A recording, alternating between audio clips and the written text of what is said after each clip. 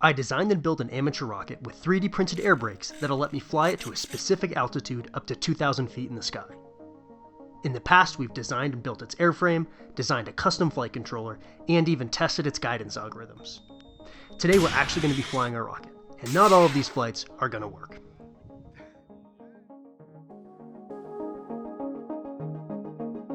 Hey everyone, I'm Nick, and welcome back to Lafayette Systems. This is my Airbrakes rocket. I've been doing a whole series of videos on it, and this is the fourth video in that series. I began doing its rough aero layout in OpenRocket, and then I did the detailed design in Fusion 360 before 3D printing and cutting out all of the airframe components. I also built this camera module to record our flights and serve as our payload, so this camera module isn't connected at all to the flight computer below. You could absolutely replace this with a different payload like a sensor or something like a single raw chicken's egg if you're more into that kind of stuff. Next, I designed the flight computer with sensor breakout boards and an ATSAMD21 microcontroller. The flight computer is responsible for determining the rocket's vertical velocity and altitude, and computing the airbrakes angle that lets us achieve our desired apogee altitude. The guidance law is the math function that we run to compute what airbrake angle we want. In the simulation video, we talked about one nuance to these guidance laws. These laws command what is called drag coefficient. This is a single unitless number that we use to describe how much drag a vehicle produces independent of mass or speed. A rocket with a high drag coefficient won't go as high as one with a low drag coefficient, all other things being equal. Unfortunately, this doesn't tell us what angle the air brakes need to be at. For this, we need an equation that relates drag coefficient to a specific angle on the air brakes. When our guidance law commands a drag coefficient of, let's say, 0.57, we can use this equation to convert that to a commanded airbrake angle. We call this equation a map, or a mapping function, because it maps drag coefficient to a different variable, in this case, airbrake deflection angle. We will need to figure out a way to generate this map before we accurately control a rocket's apogee altitude. There are a couple ways of getting this mapping function. First, we could use CFD, or computational fluid dynamics. Another method is to use a wind tunnel and a small-scale model of the rocket. More on these later. But my chosen method, which doesn't require CFD runs or an expensive wind tunnel, is to use a calibration flight test. We're going to fly the rocket and run a pattern on our air brakes to see how much drag it produces. So let's take a step back. Here's our drag equation. And here it is rearranged to solve for the drag coefficient. To solve for our drag coefficient at any time during our rocket's flight, we need to know our velocity, the atmospheric density, and we need to measure the acceleration on the vehicle. We can get a good guesstimate of the density just based on where we live, and we can measure the vehicle's acceleration with an onboard accelerometer. Now, we can't directly measure our vehicle's velocity without a pedostatic system like an airliner has, but we can compute our velocity by either integrating our accelerometer data or by looking at how quickly our barometric altitude is changing. We call that discrete derivatives. What we need to do is fly the rocket, swing the air brakes in and out, and measure the accelerations on board. Once we have that data, for every point in the flight we can compute a drag coefficient, and then we can create this mapping function that relates drag coefficient to air brakes angle. For our first flight, I programmed the air brakes to just do a sine wave after motor burnout and just record this altitude, velocity, and acceleration data. So here we're not actually trying to control our altitude, we're just swinging the air brakes in and out blindly. Now I know we've covered a bit of math so far, and I don't blame you for feeling a little rusty. Getting into STEM topics can be very difficult both for new learners and for experts trying to knock the rust off. Well, guess what? If you're one of those people trying to improve your STEM expertise, today's sponsor, Brilliant.org, is a great place to start. Brilliant has thousands of online courses covering math, science, programming, AI, and more, and you can do them both at home and on the go. The new Coordinate Transformations course is perfect for getting the hang of mapping functions, and it helps you dip your toes into some of the fundamental concepts behind linear algebra. Also check out their Solving Equations course if you want to brush up on your algebra and derive some of the air brakes equations yourself. If you're ready to start learning for free today, go to brilliant.org/Lafayette, scan the QR code on screen, or click my link in the video description. Brilliant's also offering rocket experts like you 20% off an annual premium subscription, which gives you unlimited daily access to all the courses that they have to offer. So now I have my Airbrakes rocket set up, with its calibration flight software installed, it's time to test it out. Not the brake, please. Oh, no, it's going too fast. Uh-oh. Not the brake, please. Oh, no, it's going too fast. Uh-oh. Hey, good flight. I got a parachute. Yeah. Look, the air brakes are out. That is interesting. a little bit of a crack here. That's all right. And the back. Aw, broken fin. But the good thing is we can just 3D print a new one of these. And I think the tube itself is looking really good. Might have to reattack how I do this. I think this one might have come loose as well. Overall, B- flight. Okay, so that was not good. It looks like our stability margin was definitely too low. Before launch, I weighed the rocket and I measured its center of gravity and added those values to OpenRocket to check its stability margin. This is the distance between our center of gravity and our center of pressure, and a good rule of thumb is to keep this between 1 and 2, preferably above 1.5. This is measured in something called calibers, which is basically the diameter of the rocket. So if we have a 70mm rocket, one caliber is 70mm long. For flight test 1, we measured the Airbrakes rocket stability margin at about 1.1. This is definitely on the low side, especially with all sorts of cutouts and Airbrake panels and cameras sticking out all over the place, but it probably should have been more stable than that. One thing that OpenRocket doesn't really model is base pressure drag. This is the low pressure zone at the back of the rocket, and when your rocket pitches, that low pressure zone sucks the back of the rocket backwards and points the pointy end forwards. When your motor burns, however, it reduces this base pressure drag, and so your rocket is actually less stable to some extent. You can actually see after the rocket motor cuts out that our pointy end does kind of point in the right direction, so it looks like I just need to increase our static margin a bit. I redesigned the fin can to be a bit larger, and I added some more forward ballast, both of which brought our static margin up to about 1.5. The other issue that I found was that the cameras didn't actually record anything. These RunCam Split 4K modules do not save their video on power off, and they also don't save their video to the SD cards when they're running. They only close the MP4 file, which actually kind of writes the data, once every 12 minutes or so. I think they are actually writing data, but they don't actually close the file, and so when I open these videos on my computer, it shows as 0 bytes. Although I think a good data extraction expert would be able to get something out of these. When this rocket hit the ground, the SD cards for the cameras both popped out, and so we lost all of the camera data on board. So to fix this, I added these little SD card covers for the cameras that help hold the SD cards in place, even in the event of a hard landing. So Flight 2 is a repeat with the calibration script running and all of our airframe changes on another F-59 rocket motor.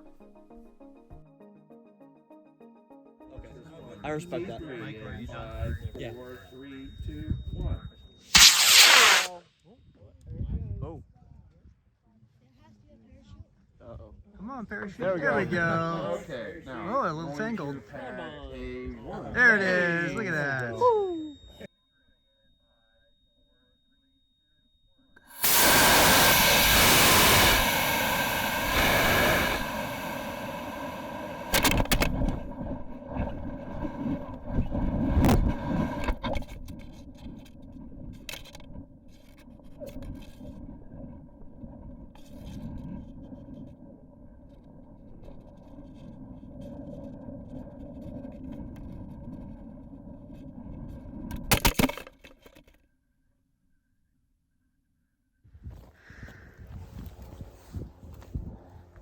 I think it looks good.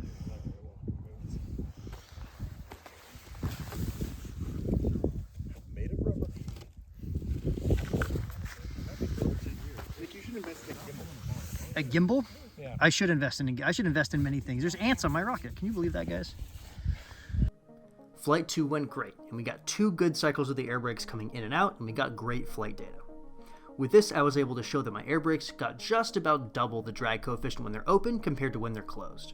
They go from about 0.4 drag coefficient when they're closed to an open value of 0.77. One thing I did notice is with them deployed, I get some oscillations in my drag force. At first I thought this was vortex shedding from the air brakes, and I considered adding some holes in the air brakes or even some notches in the air brake tips to help dissipate this vortex energy. But this oscillation is actually at the rocket's natural pitching frequency. So I think this is actually the rocket pitching back and forth just a little bit with either a slightly asymmetric air brake deployment, or we were just reducing our static margin a little bit with them open. Now my mapping function did not get too fancy. I assumed a linear relationship between the servo angle and our drag coefficient. Now this probably isn't true, and also this isn't the same thing as a map between the airbrakes angle and my drag coefficient, because my servo angle to my airbrakes angle is also a nonlinear function. But at the end of the day, I'm trying to command my servo to move, and instead of going through another nonlinear map going servo angle to airbrake angle to drag coefficient, I'm skipping the middleman. Again, this probably isn't a perfect assumption, but perfection's the enemy of good enough, and I'm trying to fly the airbrakes rocket. So I have a linear map between 0.4 and 0.77. With my mapping function in place, I set up the rocket to use the iterative predictive guidance method that I talked about in the simulation video, and I got ready for flight test 3. For this flight test, I chose a larger G80 rocket motor. This should take us to almost 2,300 feet or 700 meters and give us more time to let the airbrakes change our altitude. Because this is a punchier motor, I reprinted our fin can out of super strong carbon fiber polycarbonate, and this also has the bigger fin size to help keep our static margin high. I plugged in a target apogee of 640 meters, I armed the cameras and the flight computer, and I let it rip. You're good. They're right. Okay. Here we go. 5, 4, 3, 2, 1.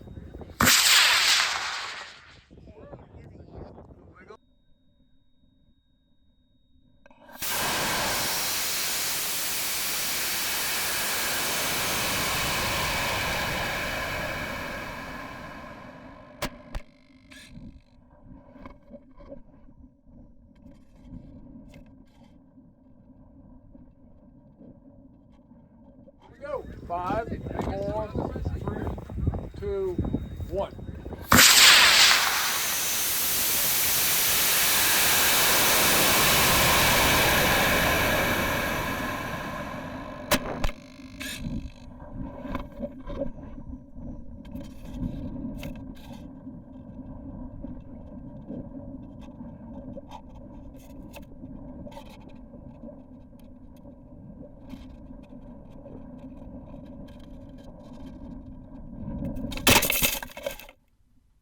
So let's take a look at the flight data.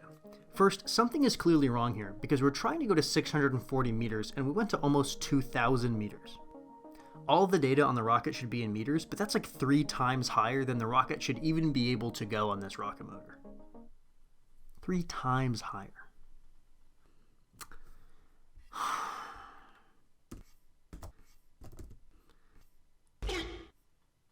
Okay, so we did not get to our target altitude of 640 meters. We actually got to like 580 meters.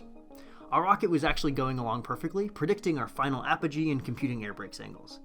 However, as the motor burned out at about 800 feet, the rocket reads that altitude as 800 meters, and slams the airbrakes fully open, thinking it's already screamed past the target apogee. Overall, I'm actually pretty happy with this flight. The rocket did exactly what it was supposed to do if you had launched it to 2 kilometers. We just hadn't, and I had this single software bug. But that's great, right? We tested all of the sequencing, it recovered great, so all I need to do is quickly repack the parachutes, change 1 line of code, and we'll launch it on flight 4. 5, 4, 3, 2, 1, launch. Here's the problem.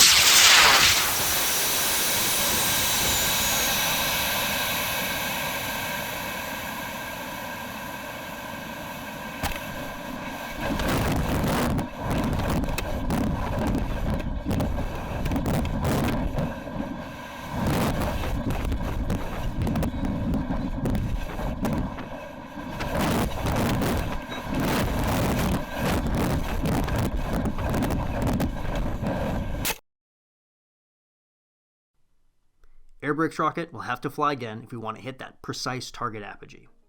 And in 2026, we're going to give it a good shot. Alright, as I close out here, first I wanted to thank you all for following along with these projects and subscribing to the channel. We hit 100,000 subscribers last week, which is an absolutely mind-blowing number. I cannot thank you all enough for following along, sending me your emails, and trying your own rocketry projects. I will be doing a 100k subscriber Q&A video here soon, so please let me know down below what questions you have in the comments. I've also been working on more outer mold line models of my rockets, and this is one of the perks that I offer for channel members. I don't have a Patreon or anything, so if you want to support the channel, $3 a month, you do get access to some raw uncut flight footage and also these really cool 3D printable models that you can put on your desk. These don't have all the detailed CAD for everything inside the rocket, but these are outer mold line models that you can slap on your printer and have a really cool desk ornament. So that's all I have for today. I'm still working my supersonic actively controlled rocket called Sapphire, and I'm going to fly both that and Airbrakes rocket again in 2026. But between now and then, thank you so much for watching, and I will see you all in the next one.